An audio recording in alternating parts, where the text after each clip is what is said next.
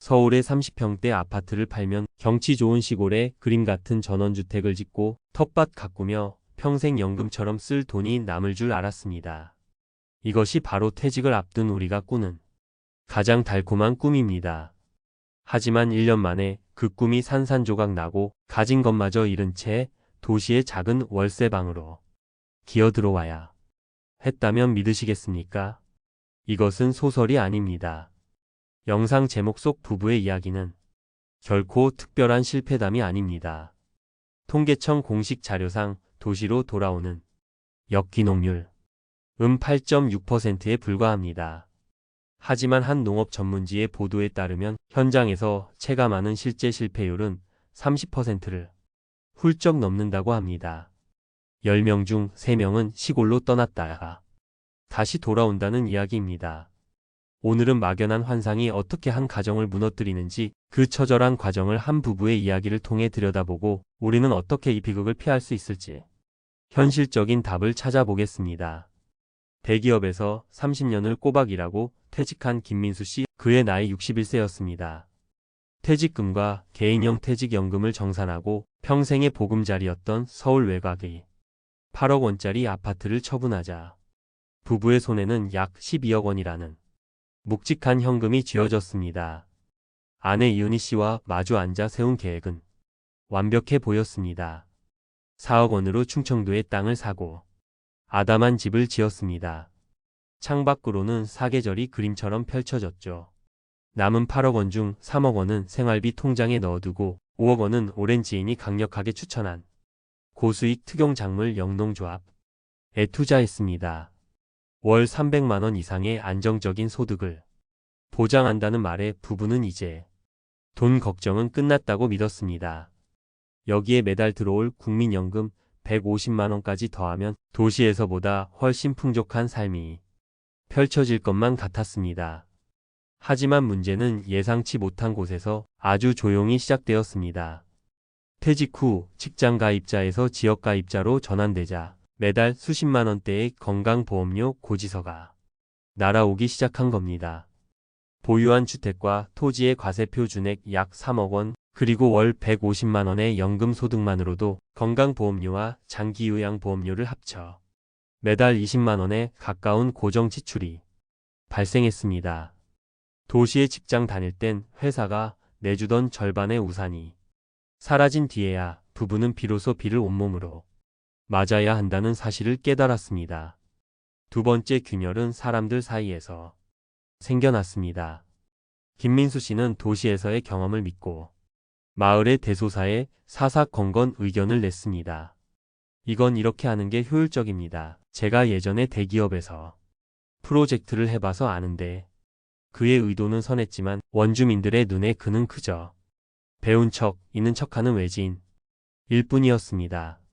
사람들은 서서히 거리를 두기 시작했습니다. 아내 이은희 씨의 외로움은 더 깊었습니다. 도시의 친구들과는 몸과 마음이 모두 멀어졌고 새로 정착한 마을에선 섞이지 못하며 섬처럼 떠다녔습니다. 자유를 꿈꿨지만 외로움이 덮쳤다. 는 어느 귀촌 실패자의 고백이 바로 자신의 이야기가 될 줄은 꿈에도 몰랐습니다. 그리고 마침내 결정타가 날아왔습니다. 가장 굳게 믿었던 영농조합의 배신이었습니다. 월 300만 원을 보장한다던 소득은 첫 몇 달뿐 이내 온갖 핑계를 대며 지급이 끊겼습니다. 불안한 마음에 수소문해 보니 이는 여러 기관에서 이미 경고했던 전형적인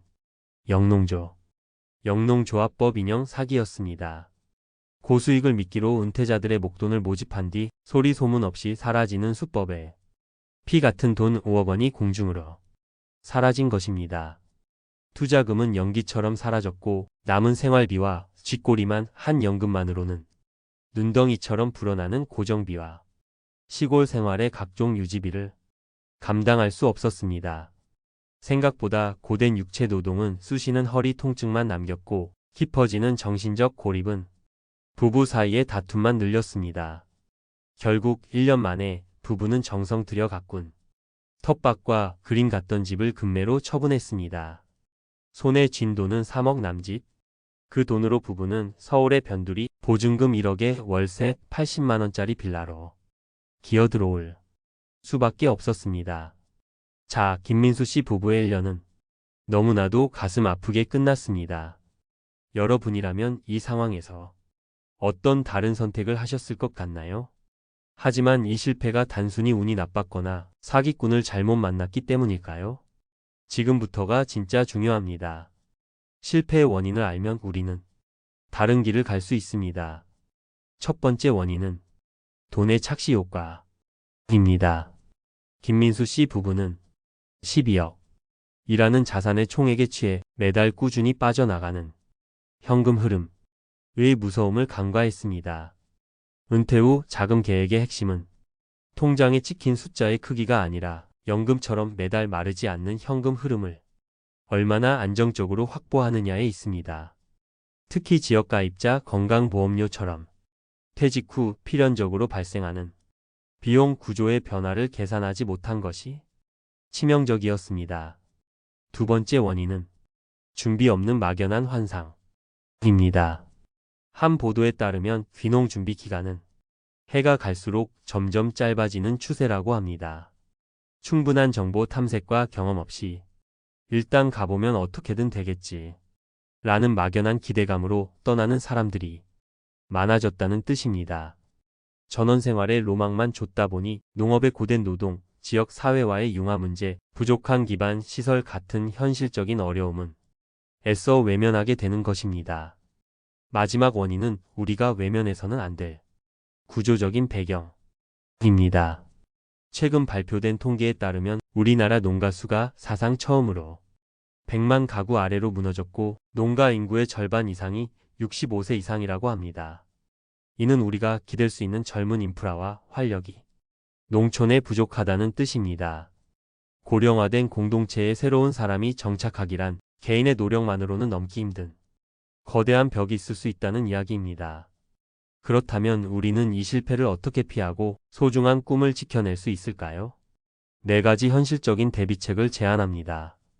첫째, 귀촌 예행 연습을 의무화해야 합니다. 아파트를 덜컥 팔고 떠나기 전에 최소 1년은 원하는 지역에서 월세나 임대로 살아보는 예비 귀촌 기간을 반드시 가져야 합니다. 정부나 지자체에서 운영하는 귀농인의 집이나 체류형 농업창업지원센터 같은 제도를 활용해 여름의 땡볕과 겨울의 혹한을 직접 겪어보고 현실의 장단점을 몸으로 부딪혀 봐야 합니다. 둘째, 가계부가 아닌 사업계획서를 써야 합니다. 은퇴 후의 삶은 새로운 1인 기업을 창업하는 것과 같습니다. 막연히 돈을 세지 말고 사업가처럼 냉정하게 예상 수입과 지출을 표로 정리해야 합니다. 국민연금 수령액, 지역가, 지역가입자, 건강보험료 모의계산, 재산세, 차량 유지비, 난방비, 그리고 예측 불가능한 의료비까지. 이 모든 것을 꼼꼼히 계산하고 남는 돈이 여러분이 진짜 쓸 수 있는 돈입니다. 셋째, 수익이 아닌 역할을 찾아야 합니다.